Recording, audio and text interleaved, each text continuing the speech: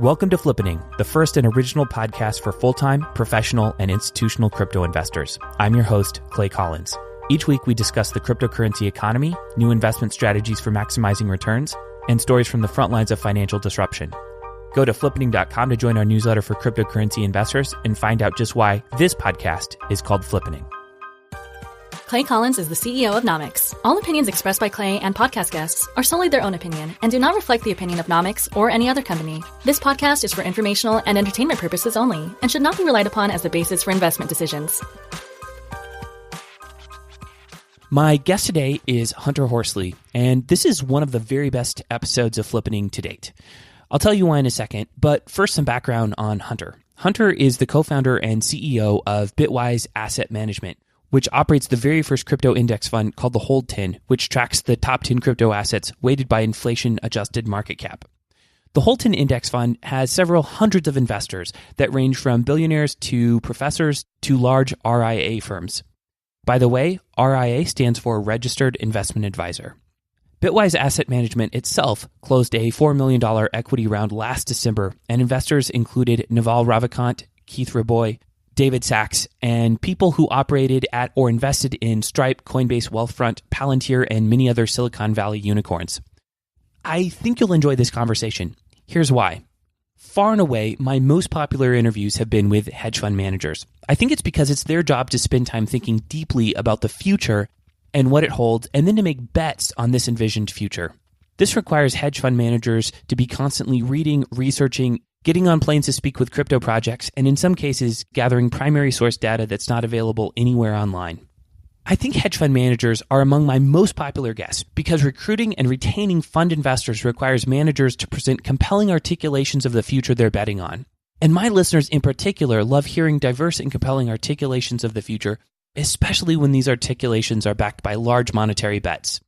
What's notable about this interview is that Hunter's business model is the antithesis of hedge funds. The indexing approach is about collecting small fees from lots of investors and about passive methodologies winning over active strategies of picking coins. It's a belief that a properly formed index can beat hedge fund performance without costly source code reviews, meeting founders, and creating value hypotheses. Hunter's thoughts and worldviews bring some sobering counterpoints to some of this podcast's most popular interviews, and I believe his level of thinking is up there with the likes of hedge fund managers Chris Berdinsky and Ari Paul, who I would love to have on this show, by the way. In this episode, we discuss 1, the Hold 10 index's performance and how that compares to the performance of hedge funds. 2, how Hunter coming from a product and technology background versus an investment background led Hunter to start an index fund. 3, the Hold 10's fee structure and methodology. 4, whether or not Hunter has a favorite shitcoin. And 5, whether or not index funds in the crypto space solve the same problems that they solve in public equities markets. Please enjoy my interview with Hunter Horsley from Bitwise Asset Management.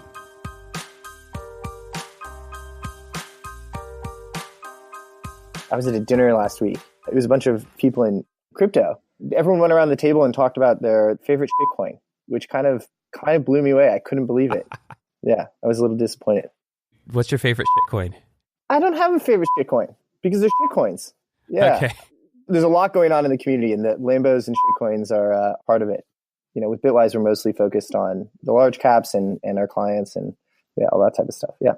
Every once in a while, though, a shitcoin will get into the top 10. In that case, will you pull out your Thor-style banhammer and just say, like, this shall not pass? Or does your methodology take care of that for the most part? The goal of the Hold 10 index is to identify the 10 assets on 5-year diluted market cap that are being most highly valued by the market. It has rules to help navigate some of the pitfalls. So trade volumes, too much concentration on a single index, price pegging, not enough trade history. There needs to be availability on recognized exchanges. But the role of the rules-based approach is not to impose our own views on an asset or what an asset could become. And there can be merit there, but I think that there's a lot of room for misjudging something or overlooking something if that's the approach you're taking. So for this vehicle, that's not a component of the activity. There is an index committee, and so if something that was publicly convicted of fraudulent behavior or something particularly perilous for investors, we would intervene. But that hasn't had to happen, and generally we want to be developing a set of logic rules that inform the selection. Let's step back for a second. There's so many interesting things we could talk about. We could talk about the general trend of indexing in the arc of investing history. We could talk about the role that plays in cryptocurrency investing, but maybe let's start at the origins. Can you tell us a little bit about Bitwise Asset Management and what sort of brought you to create what I know to be as the first index fund? Absolutely. So Bitwise got started last year. My partner and I, his name is Hong. His background's in software. He did software security in the military, worked at Google briefly. We're actually arbitrage trading in crypto. A friend of ours who works at a stat arb hedge fund in New York had reached out and said, hey, you guys won't believe this, but there are 20% spreads across crypto exchanges. And I studied finance economics at Wharton, and all classes are taught with the assumption of efficient markets. We looked into it out of curiosity, and it's true. For moments in time, there are spreads, even now, that are on the order of double digits, which, if on average the S&P is returning 7, 11%, you can get that return in a moment in time, risk-free through arbitrage. So doing that trading activity, writing software to facilitate doing that, I think was what sort of gave us our excuse to start spending a lot of time thinking about cryptocurrency, reading about different protocols, meeting people in the community, setting up institutional accounts, dealing with the issues of acquiring assets, holding them, securing them, doing bookkeeping, dealing with taxes, etc. And also thinking about some of the potential for the future. All of those things taken together were something that we fell in love with and also felt like uniquely has the opportunity to be one of the most important things happening in the world in the coming decades. We knew from that we wanted to be part of it and to contribute something to the space. We didn't feel like arbitrage trading, it was fun, it was profitable. A number of people approached us about spinning up a stat arb fund focused on crypto, which wasn't really something in the space at that point. It was a really hard decision, but we felt that it wasn't what we wanted to be doing with our careers. I think both Hong and myself like building something or creating something that other people can use. We like having a client. We like getting feedback. This works for me. This doesn't work for me. And having that relationship. And so that wasn't really present in the arbitrage trading. And I think that's what made that feel like something that we weren't best suited to be doing. But at that point, we had concluded that we did want to be spending our careers in the space. And so in the process of running that trading operation, we came across the problem that we're now working on with Bitwise, which is that we interacted with many individuals. Actually, I think we first encountered what we think of as the problem Bitwise is working on in a conversation with my older brother. He was a technology banker for several years, CFO at a technology company, now president at a technology company. He's tech savvy. He's comfortable with investing. And he made a remark to me. He said, Hunter, I'd like to invest in cryptocurrency, but I don't know what to buy and I don't have time to figure it out. And I don't have time to be constantly monitoring and managing this stuff. I was catching up with Hong and I told him this and he said, I'm surprised RJ feels that way. And that sort of kicked off the series of, dozens of conversations that gave us conviction that there needed to be an organization focused on abstracting away a lot of these complexities so that anyone can participate as an investor. So this is a question I ask everyone who's been on the podcast so far. If it weren't for Satoshi Nakamoto and the white paper and the birth of Bitcoin and then distributed ledger technologies, do you think you'd be involved in financial services and would you have started an index fund? Probably not, right? I think that Bitcoin is the foundation of everything that is sort of blossoming now around distributed ledgers and crypto assets. One of the things that I think about a little bit is why is this happening now?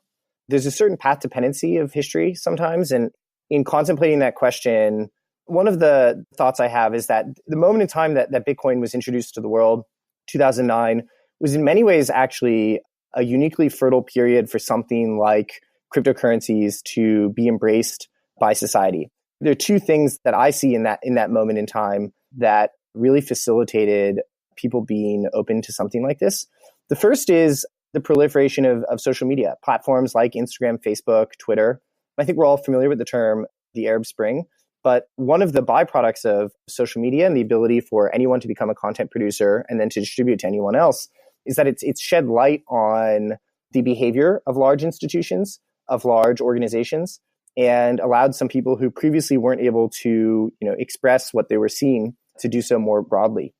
having that dynamic be in place when the financial crisis happened, I think in many ways was sort of a combination that really damaged people's trust in the ability of the central banks, of the large private banks that we often think of as being the most trusted organizations, and to perceive the missteps and the perils of those organizations' operations with a level of clarity and specificity that I think was hard prior to social media.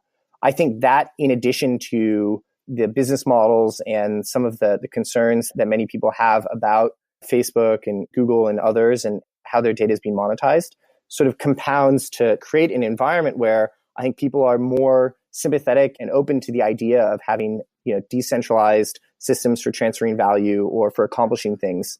Whereas previously, maybe there was less of a feeling that there was any problem with a central organization serving a lot of those things. I think that's profound. I've heard certainly the financial crash, the housing market and everything that was happening then, that's often cited. I think sort of the compounding effect of social media and the distrust of institutions that came with that. Certainly, I think that was a catalyst. Yeah, absolutely. I mean, it's definitely, the role of social media is substantial, right? I mean, this is why I brought up Arab Spring. That's not trivial. The fact that giving anyone the power to broadcast what they're seeing as a result of all the platforms at our disposal today has had really significant impacts in other parts of the world.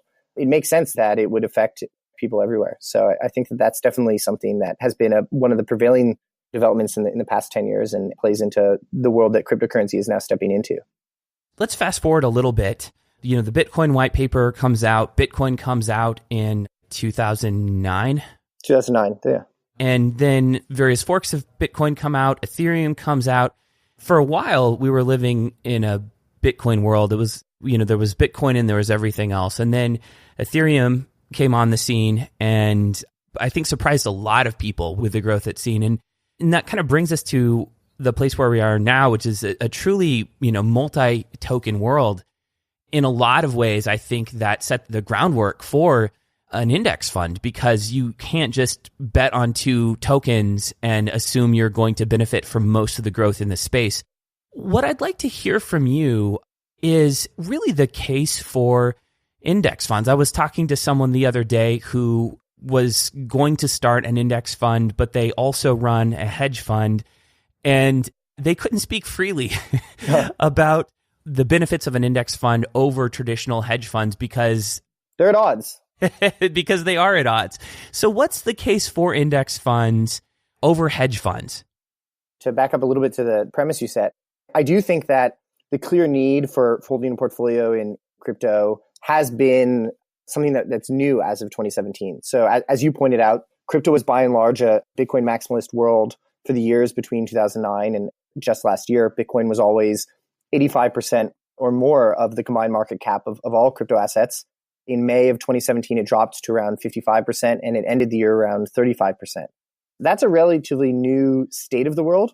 And what it means, and I think what really changed, is many people were investing against an abstract thesis, which was that cryptocurrency as a category might produce something meaningful one day, but investors don't necessarily know which asset or what that meaningful thing will be. And previously, if you wanted exposure to cryptocurrency as a category, just investing in Bitcoin seemed feasible because it was the majority of the value in the category. I think as of 2017, everyone increasingly recognizes that holding a portfolio is important. So what are the merits to an index approach over an active approach? I think there are many. Obviously, in equities, index outperforms active management. With regards to crypto specifically, there are a variety of things. First of all, in 2017, the Hold 10, so is an index of the top 10 by 5-year diluted market cap that we run, has other methodology, which we could talk about, returned 2,200%. HFR, which runs an index of active managers, they take performance data from active managers and then combine it to produce an index of active manager performance, reported that active managers of crypto funds, of which there are now maybe 100, returned 2,500%. So 300% more before fees. After fees, your money appreciated better in a vehicle like ours. If you invested 100,000, you wound up with 2.1 million in our vehicle, and you wound up with 1.9 million in an active vehicle. So just on a performance basis, both of those outperform Bitcoin last year. Bitcoin was up, I think, 1,300%. On a performance basis, I think that there are strong merits to an index, but there are other reasons to approaching it that way. The second important component of rules-based investing is that you do remove a lot of the subjective bias that the active managers are using to generate alpha. And some of them likely will be able to generate alpha and outperform, but not everyone, and it's hard to know who. Naval Ravikant, who's an investor in our company, runs a firm called Metastable, which I think is an example of a really great active fund. But there are tons of biases that an active manager has to navigate. They have to navigate their philosophical biases. So they have a model of the world and they have a model of what a cryptocurrency is. And it can be hard to change that model. There's geographical or information bubble biases. So I think a lot of managers are predisposed towards US-based projects or projects that are being built by entrepreneurs who know someone they know, and sometimes are a little bit more dismissive of, for example, something like Neo that's based out of a different geography. There's reputational biases. If you've been very public about your stance on an asset, you may be slow to adapting your perspective on it. I think a second merit of, just aside from performance, is that it's a different approach. So I think it can fit alongside active management. I think it has its benefits in those ways. I think in general, holding a diversified portfolio is definitely something that long investors in crypto need to be doing today. There are a variety of reasons for that. Performance is better. So comparing the whole 10 to Bitcoin, in December, the index was up. I think Bitcoin was up 39%. The index was up 78%. And then we obviously had the drawdown in January. Bitcoin was down around 30% and the index was only down around 18%. The volatility is lower in the index.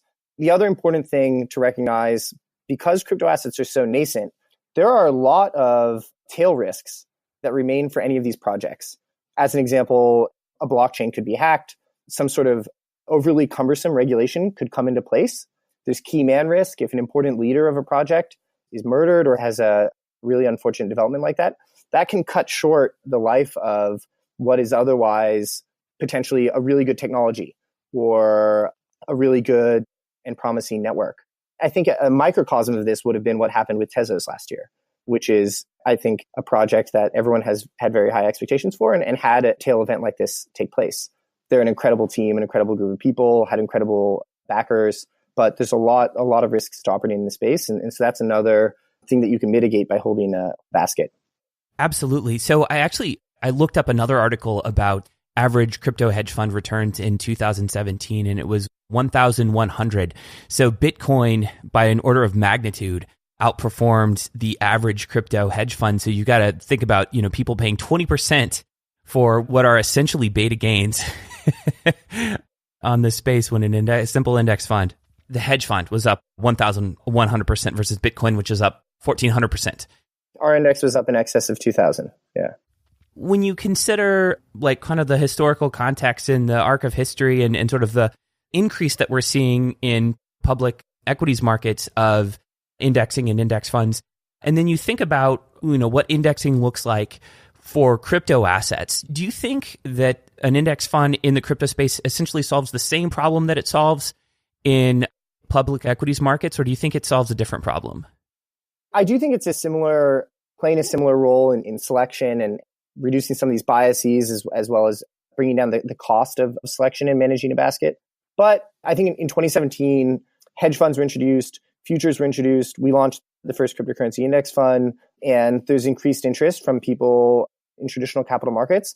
That being said, I don't think that it's a foregone conclusion that the way crypto as an asset class will develop will be the same way that other asset classes have developed. I think a component of this, for example, is the ability to bring a public fund to market. So it's been, as you're probably aware, a long dialogue with the regulators and in particular the SEC to explore the possibility of an exchange-traded product. It's not clear. I think maybe it's 2 or 3 weeks ago now, the SEC came back with 30 or so really good questions that need to get answered before they would feel comfortable with a public exchange trading 40 Act fund. And it's not clear that will happen this year. If it takes long enough to bring a public fund to market, it might be the case that one of the differences in the way the category will unfold is that more people end up just holding direct exposure and, are participating through private vehicles like ours or buying, baskets of assets themselves. And so, I think that there's certainly in what we're doing, there's very strong parallels to index funds in other equity markets or fixed income markets. But I think that the evolution of the market itself has not yet fully played out. And so that will definitely impact, the landscape of products like ours and the options people have for getting exposure. When you think about indexing in the space and your future roadmap, there's a lot of different paths you could go down. One route could be a token model. And I know that there are kind of smaller token projects that attempt to do some indexing. Another route could be an index ETF. There's a lot of different things this could turn into. How do you see indexing playing out over time in this space? And how do you think of your product roadmap, given your thoughts about where things are going? Yeah, I think that there's two things that come to mind here. One is we think about how categories evolve within crypto. So when we talk about crypto, we often, by default, are talking about the assets that are targeting monetary use cases. So payments, remittance, store value, etc. But there are other pockets of ways that public distributed ledgers are being, applied that are a bit different and might result in the desire to sort of split or have more focus in the set of things that you're getting exposure to. There's not a good taxonomy or categorization today. We're actually going to announce a senior hire that's joined the firm who has experience in this from traditional asset classes, but it's something that we're thinking a lot about as it pertains to the category and indexing exposure, is what are the different pockets of assets that have a common but distinct strains. I think that you're also getting at a little bit, what are the right vehicles? Right now, most of the fund vehicles are private vehicles. We talked about exchange-traded products. You talked about tokenizing a fund. I think that those are all things that are on the table. A lot of the question with crypto is timing as it pertains to public vehicles. A lot of that has to do with the dialogue with regulators. For some of the really compelling and interesting possibilities around creating protocols specifically for holding baskets or writing a smart contract to facilitate that or tokenizing securities, one of the things that I'm frequently thinking about is the time right? And the lens that we use to help us clarify if we think the time is right is what we hear from clients. And I think that a lot took place in 2017. Obviously, the market appreciated incredibly. A lot of people created accounts on Coinbase and blockchain, but most of the world and most people are not ready yet to be involved with that level of complexity with a smart contract or sending private keys somewhere. And so I think our view right now is that bridge still needs to be built. Most people still need people to come to them and to leverage the mental models and points of reference that they have. And so, yeah, I think with regards to some of the amazing possibilities around doing things in a more crypto native way, they're fascinating. And I think that they will be the approach in time. The question is just, for us, timing. So when you think about, where your sweet spot is it, providing private investment vehicles for accredited investors? Is your mission to get safe exposure for as many people as possible with the lowest fees? Like, how do you kind of carve up the marketplace and where do you fit? I think talking about the clients that we serve is an interesting framing, but just taking a slight step back from that, the way we think about ourselves is crypto is bringing together two worlds right now. It's bringing together people from the software world who are excited because this is one of the most interesting and potentially important things happening in internet and in software. It's also bringing in people from the finance world who are excited because this is one of the most interesting things happening in markets and the development of a new asset class.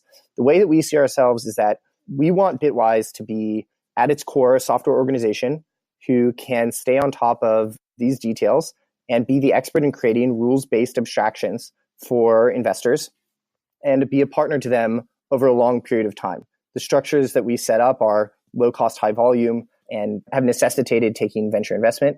We are trying to pull in the best people or the best minds in crypto, technology, fintech. Our investors, which I think you're familiar with, have been involved in building or invested in PayPal, Square, Stripe, Coinbase, Wealthfront, Palantir, many others. Naval is an investor, Keith Boy, David Sachs. The way I think about what we're trying to do is we're trying to build a meaningful institution that is bringing a software expertise and a software perspective to navigating this landscape. In terms of specifically the investors that we interact with, the reality so far has been that it's been across the board. Our fund now has several hundreds of investors in it. That includes billionaires, it includes professors, it includes doctors, it includes large RIAs. We're talking with some very large family offices, institutional investors. We don't have a strong bias there. The reason that I wanted to start by describing a little bit about how we see ourselves and our identity as an organization is that we're interested in getting to think about the details of crypto assets, the evolving landscape, categorizations, the technologies on behalf of investors. And as long as we can do a good job for them, and granted, not all vehicles are suited to all investors, we don't have a strong bias along those lines. Crypto assets have created an opening for folks who wanted to become venture capitalists, but perhaps didn't have the pedigree or the background or experience to break into that market. But now that this new asset class exists, they've got a way in, and they're doing a lot of crypto hedge funds are doing things that traditionally VCs have done, like talking to teams, reviewing code, getting on airplanes and making rational assessments about the long-term value of these tokens. But often the markets don't care. I mean, I'm not even going to name specific projects, but we have projects that have made it into the top 10, the top 15 that have no business being there. And the market is highly irrational. A lot of this is based on sentiment and momentum. What are your thoughts on value-based investing versus perhaps, momentum or sentiment-based investing in this space? And do you think it's even wise at all to make rational assessments of these projects when placing an investment? My view is that it's very hard to anticipate where the prices of assets will move in the short term. And I think any honest active manager or person participating in the space would recognize that. I think it's worthwhile that people try to understand and predict, but I think it's very hard. And so I think the best opportunity for an investor is thinking about long-term exposure. And if you have a thesis around something appreciating in the longer term, I think that a challenge that we all face as investors in crypto as an asset class who are thinking about what we want exposure to in the long term is two dynamics of the category today. I wrote a piece for CoinDesk's Year in Review called 2017, the year cryptocurrency became a new asset class, that has some discussion of these things. The two things that I think make it challenging to decide what to invest in are, first, there is no framework for fundamental analysis that the community has agreed upon. So we can't take discounted cash flows. There's some promising ideas around, you've probably heard people talk about the quantitative theory of money or this equation, M divided by QV equals P. There's some ideas around staking as being a way of pulling cash flow analysis into crypto assets, but there is no framework that has been battle tested and that we know will be a true predictor. And then certainly, as you mentioned, many investors are taking a more venture style approach to thinking about things, which I think has a lot of merit, thinking about the team, thinking about the market, thinking about their advantages. The second thing that makes it complicated is the reflexive nature of crypto assets, which is a little bit different from other things. So let's take Ethereum as an example. Ethereum, as now a very large cap asset, has advantages over something else trying to do the same thing. The advantages are it's more attractive to investors, it has more liquidity. It's more valuable as a network. There's more hash power, there's more incentives for miners to come on. There's more people who hold the asset, are willing to exchange the asset. There's more adoption by the ecosystem. But also, many of the surrounding constituents, in Ethereum's case, the Ethereum Foundation, consensus, and certainly developers, become strongly incentivized and are well-resourced to make Ethereum work. So if something needs to change, if there is a narrative problem, I think Consensus has a business consulting division, a lobbying division, a government consulting division. They train Solidity developers. They fund applications on top of Ethereum. And certainly the Ethereum Foundation does tons of research, advocacy, participates in the community. And they both have billions of dollars at their disposal to do those things, hundreds of centrally coordinated employees working on those things. Those are huge advantages that Ethereum now has just as a function of being one of the very highly valued assets. As it becomes more valuable, its likelihood of being valuable in a way increases, and that's what makes it sort of reflexive. The fact that we don't yet have well-tested frameworks for valuing assets, and many people from the finance world are thinking about cash flow models or other DCFs, comps, other models from traditional asset classes, and people from the venture world are thinking about teams and the technology and the market opportunity, and sort of both bringing their typical frameworks. And we'll see what works out as being the best way to think about things. I think not knowing what the right frameworks will be is one challenging thing, certainly. And then I think the second thing is that there's this reflexive nature to projects. If something becomes so well resourced and has a really strong network in terms of hashing power or the ecosystem that's accepting it, even if maybe it wasn't the best project or it wasn't good on some dimension, that in a way really increases its odds of succeeding. And that's part of why we think that the Hold 10 index is such a valuable basket to hold. and way of getting broad exposure because those assets have huge advantages over other things.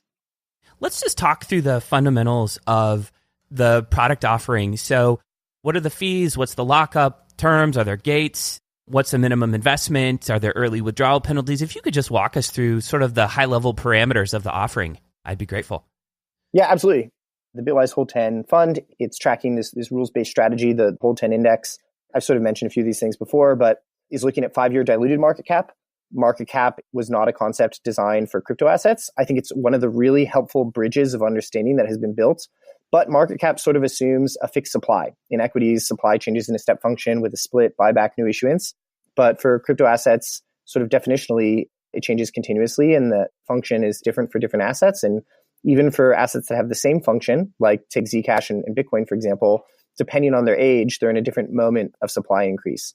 So we take the 5-year diluted market cap. We look at then a number of eligibility criteria to navigate some of the pitfalls of assets. So if there's sufficient trade volume, if there's overconcentration on a specific exchange. So for example, Cardano has an alarming amount of its trade volume coming from one exchange. I'd have to look at the numbers, but I think it's something on the order of 70%. We look at if there's price pegging. We look at if it's available on recognized exchanges. So that's the index. We can talk more about that. The index informs the fund. The fund has no performance fee. It has a management fee. The management fee is 2.5%. In general, we're trying to set ourselves up to be a low-cost, high-volume firm and vehicles to that end. The assets are stored in 100% cold storage. Security is obviously one of the most important things about what we do, what we offer for clients. And so we evaluate each individual asset and then put them in cold storage. In terms of liquidity, liquidity is available quarterly. It's very different from an exchange-traded fund in that way. There's a soft lockup for the first year. In general, we think about the fund as being best for people who have a multiple year time horizon on their investment thesis. The soft lockup reflects that. So what the soft lockup means is that there's a 3% withdrawal fee in the first year. After the first year, there's no withdrawal fee. There's no fee for investing in the fund. Liquidity is available quarterly. In addition to tracking the index, buying the assets, we buy the assets across a number of liquidity providers. So the lit exchanges, GDAX, Poloniex, Bitfinex, Bitrex, Kraken, etc. We also trade on the OTC trading desks. So in the private order books, Circle, Cumberland, Genesis, there are a number of other large firms that have reached out to us now who are thinking about getting into the space. So we have software that allows us to chop up orders and then execute at the best prices across these different liquidity pools. Assets are moved into cold storage. And then the other thing that we do for investors is when there are hard forks, airdrops, Ethereum rolls out proof of stake in the Casper update, we'll evaluate the ability to stake assets to generate extra return. If the Lightning Network becomes a production-ready technology in 2018, we'll evaluate the ability to be a supernode to generate extra return on the Bitcoin. So we think about what we can do with the underlying to take advantage of events like this or developments in the protocols to generate extra return on the assets in the vehicle. I think the last thing which I hadn't mentioned is that the fund rebalances monthly to keep current with what's in the top 10. So the minimum investment is $25,000, which I recognize is fairly substantial. That might increase over time. We'll have to see. Do you find that the customers that put in the least amount make the most noise for your customer support reps? No. I would actually also say that everyone on our team loves interacting with clients, and I think that's one of the pleasures of what we get to do. It's more a matter of focus for us as an organization and for this specific vehicle. I was going to ask about sort of like back testing, 10 versus 15 versus 20, why 10, why monthly rebalancing versus every 2 weeks, every 1 week. But we evaluated holding 5, 6, 7, 8, 9, 10, all the way up to 20. Holding more is valuable because it allows us to capture more of the upside. Obviously, as you go outside of the top 10, trade volumes get much lower. And so that's a significant consideration you have to have. But holding more, like I said, allows us to capture the appreciation for longer in the basket, and it minimizes turnover. So for example, I think the smallest position in the index fund right now is a 1% holding of Monero. If there's a change, if Monero drops out of the top 10 and something else comes in, there's only turnover on the gains on that 1%, right? Versus if you don't rebalance frequently enough, or if you only hold 4 assets, and when something changes, you have to liquidate 20% of the fund or 10% of the fund, that's a lot less favorable, both because you didn't capture the performance, but also you have a much larger trading event. Hunter, you've been very generous. I appreciate you making time for me. Really appreciate that. Thanks. That's it for this week. To sign up for our free crypto investing newsletter, listen to other episodes, or get the show notes from this episode, please visit flippening.com. I also invite you to check out the startup that funds this podcast, Nomics, spelled Nomics, at nomics.com. Finally, if you got value from the show, the biggest thing you can do to help us out is to leave a 5-star review with some comments and feedback on iTunes, Stitcher, or wherever you listen to podcasts. Thanks for listening, and see you next week.